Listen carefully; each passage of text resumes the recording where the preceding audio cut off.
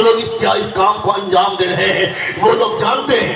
میں کلیڈی شو روم میں اپنی گاڑی سروس کرانے کے لیے گیا، میں نے وہاں پہ لکھا ہوا دیکھا education is the power, education is the light. میں نے سوچا کہ اتنی اچھی بات ان لوگوں کو کیسے معلوم ہو گئی؟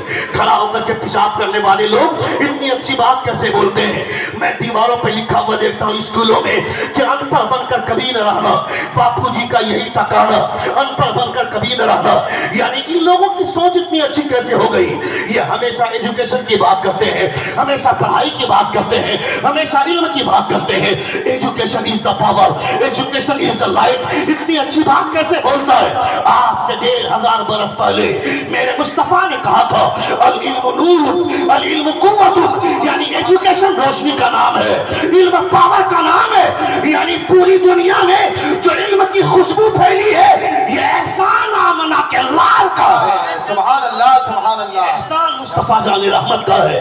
مصطفیٰ جان رحمت کا ہوتے تو دنیا اندھکار میں ہوتی، دنیا اندھیرے میں ڈوب رہی ہوتی، مگر میرے مصطفیٰ جان رحمت صلی اللہ علیہ وسلم کی علم کی کرنوں نے پوری دنیا میں اجالا بکھیرا ہے۔ مگر تم پڑھو گے تب نا، تم پبجی کھیلو گے، تم فری فائر کھیلو گے، فیس بک چلاؤ گے، نہا رہے چلتی پہن کر نہاتے نہاتے سیلفی لے لیا، فیس بک میں پوسٹ کر دیا، کھانا کھا رہے پارٹی میں کھانا کھا رہے ہیں، گلاب جامن کا فوٹو لیا، فیس بک میں پوسٹ کر دیا، گئے کسی شادی میں وہاں لوگوں کے ساتھ کھڑے ہو کر کے سیلفی لے لیا، فیس بک میں پوسٹ کر دیا۔ اے ظالم، اسی کے لیے تو دنیا میں پیدا ہوا ہے کیا؟ اسی لیے ہے کہ 24 گھنٹہ سیلفی لے اور فیس بک میں پوسٹ کرے۔ اتنا ٹائم اگر تو مصطفیٰ کا قانون پڑھنے میں دیتا، وہ ڈاکٹر بھیم راؤ امبیڈکر جو ہندوستان کا سنویدھان لکھنے والا، ڈاکٹر بھیم راؤ امبیڈکر جو خود کسی برہمن کے سامنے سے گزرتے تھے تو منڈی مار کر گزرتے تھے، کسی راجپوت کے سامنے سے گزرتے تھے تو سیلوٹ مار کر گزرتے تھے، مگر ہندوستان کا جب سنویدھان لکھا تو ان کا قد اونچا ہو گیا، ان کی حیثیت بڑھ گئی۔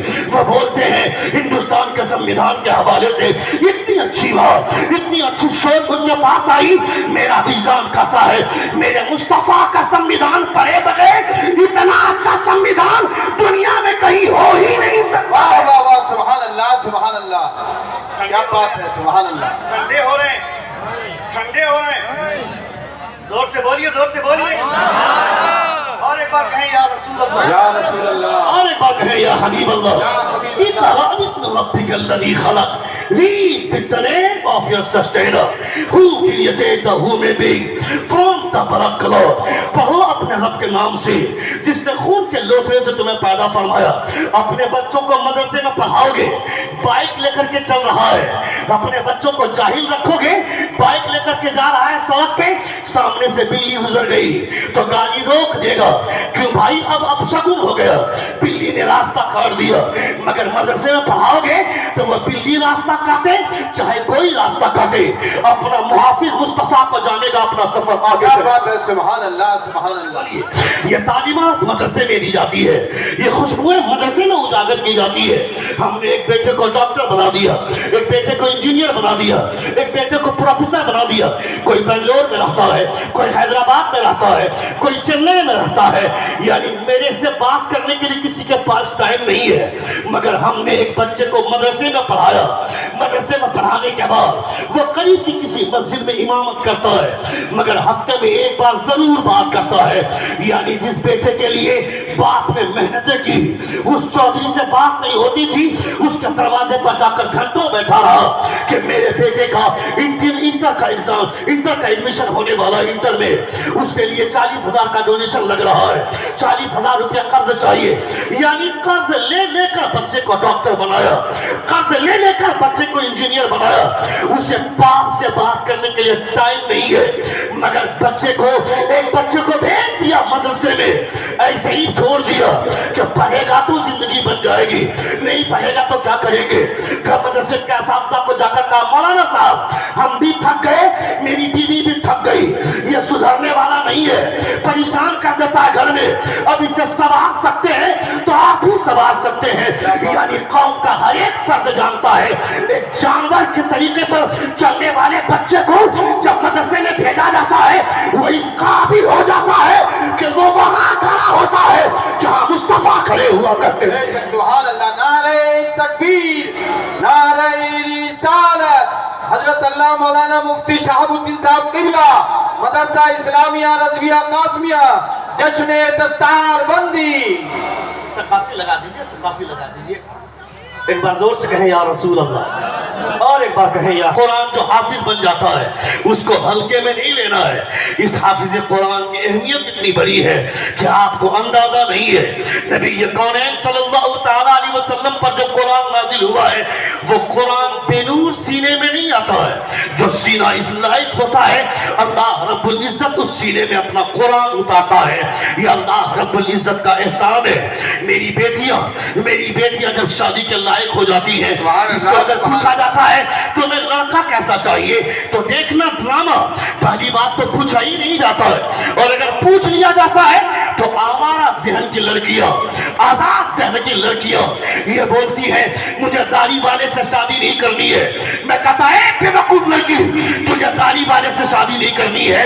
کیوں نہیں کرنی ہے؟ چونکہ تیری ذہن تیرے ذہن میں کینسر ہو گیا, تیری سوچ بری ہو گئی. میں تم سے کہنا چاہتا ہوں اگر تمہیں شادی سے پہلے اگر تمہیں کسی اچھی لڑکی سے نکاح کرنے کی خواہش ہے تو شادی سے 1 سال پہلے داڑھی رکھ لے. اس لیے کہ داڑھی والے کو ہر لڑکی پسند نہیں کرے گی, وہ پسند کرے گی جس کے سامنے فاطمہ کا کریکٹر ہوگا, جس کے سامنے خدیجہ کا کردار ہوگا, اور عائشہ کا کریکٹر ہوگا. نعرہ تکبیر, نعرہ رسالت. تو سمجھ میں ہی نہیں آتا ہے. میرے چہرے پہ داڑھی آ جائے گی. آج کل کچھ آزاد لڑکوں کے ذہن کو میں نے دیکھا ہے, آئی پی ایل دیکھنے لگے. کچھ لوگ فیشن کے طور پر داڑھی رکھ لی ہے. کے ایل راہل کی داڑھی دیکھا, میرے گاؤں میں ایک لڑکا ہے, میں نے اس کو پوچھا کیا بات ہے, بڑی تمہاری اچھی سوچ ہو گئی, میں تم کو بار بار بولتا تھا داڑھی رکھ لو مگر داڑھی نہیں رکھا, مگر آپ داڑھی رکھیے, چلو اب تمہاری تہذیب اچھی ہو گئی. بولا نہیں کے ایل راہل کو نہیں دیکھتے, اس کی داڑھی کتنی اچھی ہے. میں کہا ظالم, تو اس داڑھی کو رکھا ہے, لعنت ہے اس داڑھی پر. تو یہ بولتا ہے کہ راہل کی داڑھی اچھی ہے. دنیا میں سب سے خوبصورت داڑھی میرے مصطفیٰ کی ہے, نبی کونین کی ہے. اگر ان کے نقش قدم پر چلتے ہوئے تو داڑھی رکھتا تو تیرا داڑھی رکھنے کی وجہ سے تمہارا چہرہ بھی حسین لگتا اور مصطفیٰ کی سنت بھی ادا ہو گئی ہو. سبحان اللہ, سبحان مصطفیٰ اللہ. کی سنت بھی ادا ہو گئی ہوتی, مگر تم نے اپنی سوچ بدلا, تم نے اپنی حیثیت بدل دی. آج کل کے نوجوان لڑکے 300 روپیہ 3,000-4,000 روپیہ خرچ کرنے کے بعد جا کر کپڑا خریدے گا. پھٹا پرانا کپڑا خرید کر لے آیا. لوگ پوچھتے یہ پھٹا ہوا کپڑا کیوں پہنتا ہے؟ لوگ بولتے مولانا یہ فیشن ہے. میں نے کہا فیشن سمجھ کر تم نے یہ پھٹا ہوا کپڑا پہنا. اگر پھٹا ہوا کپڑا حضور کے صحابہ کی سنت سمجھ کر پہنا ہوتا تو لوگ تمہارے پھٹے ہوئے کپڑے کو نہیں دیکھتے, مصطفیٰ کی سنت کو دیکھتے, حضور کی سنت دیکھتے. دیکھنا عید کے موقع سے ڈرامہ, کیسے ڈرامہ چلتا ہے. عید کے موقع سے 1 مہینے کا روزہ رکھنے کے بعد گیا بازار میں جا کر 3,000 روپے کا جوتا خرید لیا, 4,500 روپے کا جینس خرید لیا, 3,500 روپے کا شرٹ خرید لیا. کیا کہتا ہے سب میں نے برانڈیڈ خریدا ہے, میرے پاس برانڈ کا جوتا ہے, میرے جوتے کا برانڈ ہے, میرے جینس کا برانڈ ہے, میرے شرٹ کا برانڈ ہے. اس برانڈ کے پیچھے بھاگنے والے نے 10,000 روپیہ اپنے پورے سیٹ میں لگا دیا, 15,000 کا پورا سیٹ خرید لیا. عید کے دن نماز پڑھنے جا رہا ہے, چلا آیا منہ اٹھا کے بھیک منگے کی طرح بھیک مانگنے کے لیے امام صاحب کے پاس. امام صاحب عطر ہے کیا, دے دیجئے نا. امام صاحب ٹوپی ہے کیا, ٹوپی بھول گئے, دے دیجئے نا. امام صاحب سرما بھول گئے. میں نے کہا ظالم, یہ جوتا پہننا جو تم نے خرید کر لایا یہ مصطفیٰ کی سنت نہیں ہے. جو جینس خرید کر لایا یہ مصطفیٰ کی سنت نہیں ہے. جو شرٹ خرید کر لایا یہ مصطفیٰ کی سنت نہیں ہے. سننا لگانا حضور کی سنت, عطر لگانا حضور کی سنت, ٹوپی پہننا مصطفیٰ کی سنت. جو انگریزوں کا طریقہ تھا اس کے پیچھے 15,000 خرچ کر دیا, مگر جو حضور کی سنت تھی اسے بھول کر چلا آیا. اس سے بہتر ہوتا کہ حضور کی سنت کو گلے لگاتا, قیامت میں مصطفیٰ تمہیں گلے لگا دیتے. سبحان اللہ, سبحان اللہ. سبحان اللہ۔ مصطفیٰ تمہیں گلے لگا دیتے، مگر تم نے اپنی تہذیب بدل دی، تم نے اپنی سوچ بدل دی، تم نے اپنے خیالات بدل دیے، لوگوں کو دیکھا جیسے جی رہے ہیں ویسے ہی جینے لگے۔ تم اس کے لیے نہیں ہو، تمہاری سوچ الگ ہونی چاہیے، تمہاری حیثیت الگ ہونی چاہیے۔ دیکھ حضرت عثمان غنی کو، اور 2-3 منٹ سنیں گے؟ کتنے لوگ سنیں گے؟ ذرا ہاتھ اٹھا کر کہیں یا رسول اللہ، اور ایک بار کہیں یا حبیب اللہ۔ اللہ رب العزت کا شکر و احسان، رات کے اس حصے میں اگر آپ تقریر سن رہے ہیں بہت میں شکر گزار ہوں۔ اللہ رب العزت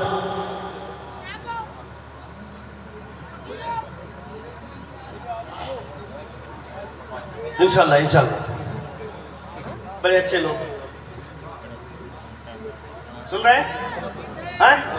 باتیں اچھی لگ رہی ہیں؟ کتنے لوگوں کو اچھی لگ رہی ہے؟ ذرا ہاتھ اٹھا کر کہیں یا رسول اللہ، اور ایک بار کہیں یا حبیب اللہ۔ اللہ رب العزت کا لاکھ لاکھ شکر و احسان ہے، مصطفیٰ جان رحمت صلی اللہ تعالی علیہ وسلم کے بے شمار نوازشیں ہیں، اور الحمدللہ مجھے بولنے میں اچھا اس بنیاد پر بھی لگ رہا ہے، کون خطیب کتنا کامیاب ہے، کون شاعر کتنا کامیاب ہے، یہ حیثیت بعد میں دیکھی جاتی ہے، مگر سب سے بڑا رول جلسے کو کامیاب کرنے میں، اگر سب سے بڑا رول یہ کسی خطیب کو چاہے کسی شاعر کو کامیاب کرنے میں رول اگر ہے تو علاقائی علماء جو اسٹیج پر بیٹھے ہوتے ہیں ان کا ایک بہت بڑا رول ہوتا ہے، ان کی بہت بڑی حیثیت ہوتی ہے۔ بہت سارے اسٹیج پر ہم لوگ جاتے ہیں، اسٹیج میں بیٹھنے والے مولوی اور مولما ایسے بیٹھتے ہیں جیسے کہ پاسی پکوڑے کی بدبو آ رہی ہے مجھے، مگر یہاں الحمدللہ جتنے علماء ہیں سب کے اخلاق سنہرے ہیں، سب کا قلب کشادہ ہے، سب کے دل فراخ ہیں۔ میں کہتا ہوں کیوں نہیں ہوگا؟ حضور اعلیٰ حضرت کے اخلاق کے چھیٹے ان علماء کے پاس ہیں، حضور اعلیٰ حضرت کے علم کی خوشبوئیں ان علماء کے پاس ہیں۔ بہار والے، بنگال کے کچھ علاقے، جھارکھنڈ کے کچھ علاقے جان لیں کہ اسٹیج پر بیٹھ کر زبان کس طرح حساس رکھی جاتی ہے، کبھی شیش کر آ کر کے دیکھ لینا، تمہیں پتا چل جائے گا جلسے میں بیٹھنے کا طریقہ کیا ہوگا۔ نعرہ تکبیر، نعرہ رسالت، مسلک اعلیٰ حضرت اللہ مولانا مفتی شہاب الدین صاحب ثقافی، نعرہ تکبیر۔